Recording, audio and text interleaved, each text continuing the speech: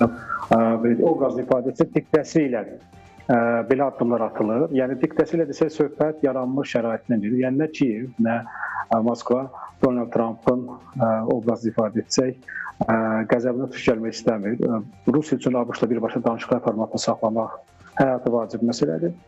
Eyni zamanda Kiyevin də hal-hazırdakı hərbi potensialı Vaşinqtonun bilavasitə dəstəyi ilə asılıdır. Amerika Birləşmiş Ştatları isə Rusiya arasında birbaşa danışıqlar əlbəttə uğursuzluqla nəticələndi. Bunu başdan qeyd etməliyik.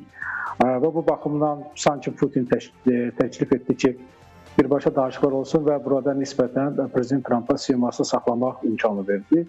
Lakin Ukrayna tərəfi də bundan yararlandı və bilə-bilə məqsədli şəkildə Zelenski bəyan elədi ki, birbaşa Putinlə danışmaq istəyir, o hazırdır.